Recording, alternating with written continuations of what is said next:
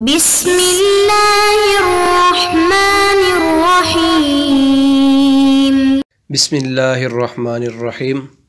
السلام علیکم ورحمۃ اللہ وبرکاتہ۔ امید ہے آپ سب حضرات اللہ کے فضل و کرم سے خیر و عافیت کے ساتھ ہوں گے۔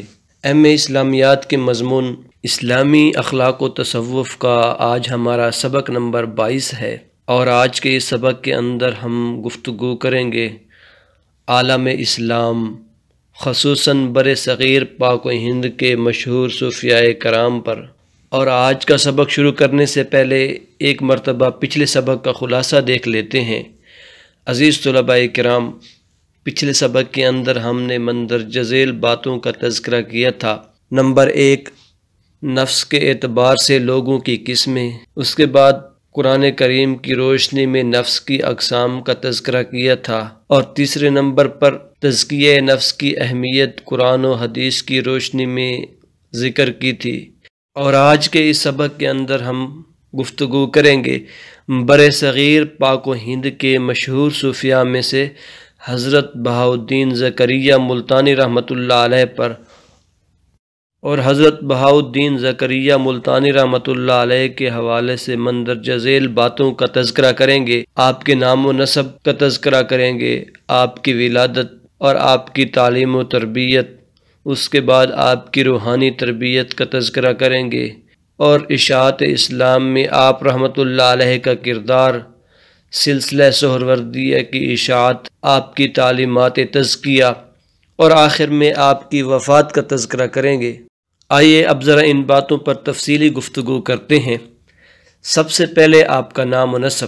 آپ رحمۃ اللہ علیہ کا اسم گرامی بہاؤالدین ہے، اور آپ کی کنیت ابو محمد ہے اور ابو البرکات ہے، اور آپ رحمۃ اللہ علیہ کی ولادت 566 ہجری کو 27 رمضان المبارک میں ہوئی، اور آپ کی پیدائش لیلۃ القدر شب جمعہ کے اندر ہوئی، اور طلوع سحر کے وقت آپ کی پیدائش ہوئی۔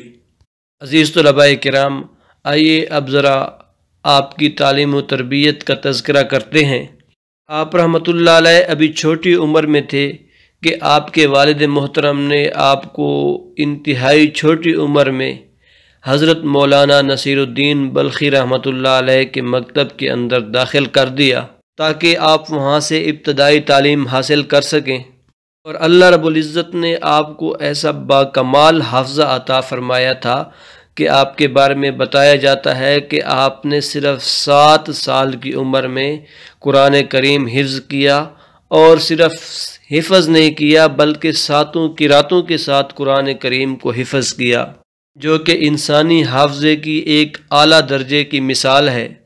قرآن کریم کو حفظ کرنے کے بعد آپ رحمۃ اللہ علیہ کتابوں کی تعلیم کی طرف متوجہ ہوئے، چنانچہ آپ نے ابتداً اپنے مقامی علماء کرام سے علم حاصل کیا، اور اس کے بعد علوم شرقیہ کے مراکز یعنی خراسان کا سفر کیا، اور خراسان پہنچ کر آپ نے 7 سال تک مختلف قسم کے علماء کرام اور مشائخ سے ظاہری علوم حاصل کیے۔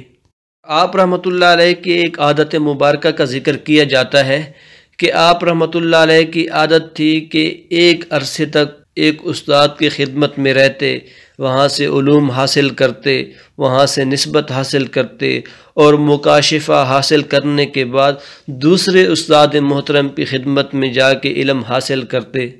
چنانچہ آپ رحمۃ اللہ علیہ نے 444 باکمال اساتذہ کرام سے علم حاصل کیا، اور ان سے سند فضیلت حاصل کی۔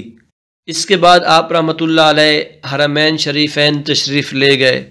حج کی ادائیگی کے بعد آپ رحمۃ اللہ علیہ نے 5 سال تک شیخ کمال الدین یمنی رحمۃ اللہ علیہ سے درس حدیث حاصل کیا، اور ان سے سند حدیث بھی حاصل کی۔ عزیز طلباء کرام، اب بات کرتے ہیں آپ رحمۃ اللہ علیہ کی روحانی تربیت اور بیعت پر۔ مدینہ منورہ سے واپس ہوئے، اور سلسلہ سہروردیہ کے شیخ حضرت شہاب الدین سہروردی رحمۃ اللہ علیہ سے بیعت کی، اور آپ نے اس قدر فیوز و برکات حاصل کیے کہ صرف 17 دن کے اندر آپ کے شیخ نے آپ کو خلافت عطا کر دی۔ جب آپ کو خلافت ملی تو پرانے مریدوں نے شکایت کی کہ حضرت ہم تو ایک عرصے سے آپ کی خدمت میں موجود ہیں، لیکن آپ نے ہمیں خلافت نہیں دی، اور اس زکریا کو صرف 17 دن کے بعد آپ نے خلافت عطا فرما دی۔ تو اس پر شیخ نے اپنے مریدوں کو بتایا کہ تم میرے پاس گیلی لکڑیاں لے کر حاضر ہوئے تھے، اور ظاہر سی بات ہے کہ گیلی لکڑیوں کے اندر بڑی دیر سے آگ لگتی ہے، جبکہ زکریا میرے پاس خشک لکڑیاں لے کر آیا تھا، اور خشک لکڑیوں کے اندر صرف ایک مرتبہ پھونک مارنے سے بھی آگ بھڑک اٹھتی ہے۔ عزیز طلباء کرام، آئیے اب تذکرہ کرتے ہیں اشاعت اسلام میں آپ رحمۃ اللہ علیہ کے کردار پر۔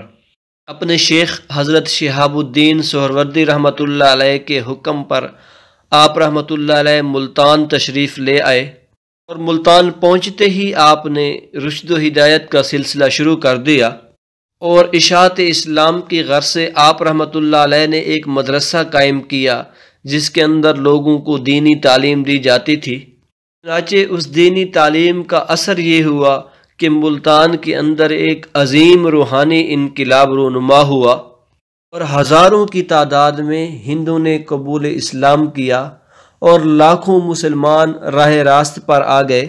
اس طلباء کرام، پروفیسر محمد معین الدین فرماتے ہیں کہ شیخ زکریا رحمۃ اللہ علیہ نے ملتان پہنچ کر ایک بڑے پیمانے پر اصلاح کا کام شروع فرمایا، اور چند ہی دنوں کے اندر آپ کی فیوض اور برکات سے ملتان، سندھ، بلوچستان، بلکہ یوں کہہ دے کہ سارے کا سارا ہندوستان روشن ہو گیا۔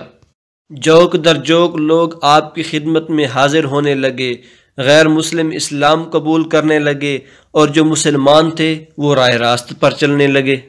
اس کے ساتھ ساتھ ملتان، سندھ اور بلوچستان کو آپ کی روحانی سلطنت اور مرکز ہونے کا بھی فخر حاصل ہے۔ آپ رحمۃ اللہ علیہ نے ملتان پہنچ کر ملتان کا نقشہ ہی تبدیل فرما دیا۔ آپ رحمۃ اللہ علیہ نے ملتان کے اندر ایک عظیم الشان مدرسہ قائم کیا، اور ایک رفیع المنزلت خانقاہ کا قیام کیا۔ اسی طرح آپ نے ایک وسیع و عریض لنگر خانہ تعمیر کروایا، اسی طرح ایک پرشکوہ مجلس خانہ اور خوبصورت اور عالی شان محل سرائیں تعمیر کروائیں، اور اس کے ساتھ ساتھ آپ نے مساجد کی تعمیر کروائی، اور جو آپ کا مدرسہ تھا وہ ایک مرکزی یونیورسٹی کی حیثیت رکھتا تھا، اور اس کے اندر بلاد ایشیا، عراق، شام، حجاز تک کے طلباء تعلیم حاصل کرنے کے لیے آتے تھے۔ جب تک آپ رحمۃ اللہ علیہ ملتان کے اندر رہے تو پورے کا پورا ہندوستان آپ کی فیوض اور برکات سے منور ہو گیا۔ آپ رحمۃ اللہ علیہ 15 سال تک درس و افادہ اور علوم میں مشغول رہے، اور بتایا جاتا ہے کہ تقریباً روزانہ 70 علماء کرام آپ سے استفادہ کرتے تھے۔ عزیز طلباء کرام، اب بات کرتے ہیں سلسلہ سہروردیہ کی اشاعت میں آپ کے کردار پر۔ اس بات میں کوئی شک نہیں کہ آپ رحمۃ اللہ علیہ نے ہندوستان کے اندر اسلام کی ترویج کے لیے بڑی بڑی خدمات سر انجام دیں، اور آپ رحمۃ اللہ علیہ ہی کی برکت سے سلسلہ سہروردیہ پورے کے پورے ہندوستان میں پھیل گیا۔ اگرچہ آپ رحمۃ اللہ علیہ سے پہلے بھی حضرت شہاب الدین کے خلفاء موجود تھے، لیکن جو سلسلہ سہروردیہ کی اشاعت اور تبلیغ آپ کے دور میں ہوئی وہ کسی اور خلیفہ کے دور میں نہ ہو سکی۔ آپ رحمۃ اللہ علیہ نے اپنے حسن اور کمال سے لوگوں کے دلوں کے اندر ایسا مقام پیدا کیا کہ رہتی دنیا تک لوگ آپ کا نام لیتے رہیں گے۔ عزیز طلباء کرام، غلام حبیب سبحانی رحمۃ اللہ علیہ آپ کے بارے میں فرماتے ہیں کہ بہاؤالدین زکریا ملتانی کے نمایاں کارناموں میں سے ایک یہ بھی ہے کہ آپ غوث اعظم کے تصوف کی تحریک کو ہندوستان میں لے کر آئے، اور اس کے ساتھ ساتھ آپ رحمۃ اللہ علیہ نے تصوف کی اس روایت کو ہندوستان کے اندر وسعت اور فروغ دینے میں انتہائی اہم اور بنیادی کردار ادا فرمایا۔ اس کے ساتھ ساتھ ملتان کے اندر آپ نے ایک ایسی خانقاہ قائم کی جس کے اندر چین، ترکستان، خراسان، ماوراء النہر، شام اور مصر تک کے طالبان اور درویش علم حاصل کرنے کے لیے اور روحانی تربیت حاصل کرنے کے لیے داخل ہوتے تھے، اور بلا مبالغہ ہزاروں کی تعداد میں آپ کے خلفاء ولی کامل بن کر نکلے۔ آپ رحمۃ اللہ علیہ کا طریقہ یہ تھا کہ جس کو بھی خلافت دیتے تو اس کی مرضی کے مطابق جس جگہ کا وہ کہتا وہاں پر آپ اس کی تشکیل کر دیتے، اور اس کو فرماتے کہ آپ نے 2 سال تک وہاں کی زبان اور ثقافت سیکھنی ہے۔ لہٰذا اس طریقے سے آپ نے پورے ہندوستان کے اندر سلسلہ سہروردیہ کی اشاعت میں نمایاں کردار ادا کیا، یہاں تک کہ شیخ محمد اکرام نے آپ کو ہندوستان کے اندر سلسلہ سہروردیہ کا مؤسس اعلیٰ قرار دیا۔ عزیز طلباء کرام، آخر میں آپ کی وفات کا تذکرہ کرتے ہیں۔ چنانچہ آپ رحمۃ اللہ علیہ 7 صفر 661 ہجری بروز منگل اس دنیا سے رخصت ہوئے۔ اللہ رب العزت آپ پر کروڑوں رحمتیں نازل فرمائے، آمین۔ عزیز طلباء کرام، آخر میں ایک مرتبہ آج کے سبق کا خلاصہ دیکھ لیتے ہیں۔ آج کے سبق کے اندر ہم نے خواجہ بہاؤالدین زکریا ملتانی رحمۃ اللہ علیہ کے حوالے سے مندرجہ ذیل باتوں کا تذکرہ کیا، آپ کا نام و نسب، آپ کی ولادت، اس کے بعد آپ کی تعلیم و تربیت، آپ کی روحانی تربیت، اور اس کے بعد اشاعت اسلام میں آپ کا کیا کردار تھا، اور سلسلہ سہروردیہ کی اشاعت میں آپ کا کردار، اور آخر میں آپ کی وفات کا تذکرہ کیا۔ انشاءاللہ بہت جلد ہم اپنے اگلے سبق، جس کا عنوان ہے بر صغیر پاک و ہند کے مشہور صوفیاء میں سے حضرت مجدد الفسانی رحمۃ اللہ علیہ پر گفتگو کریں گے۔ جزاکم اللہ خیرہ۔ السلام علیکم ورحمۃ اللہ وبرکاتہ۔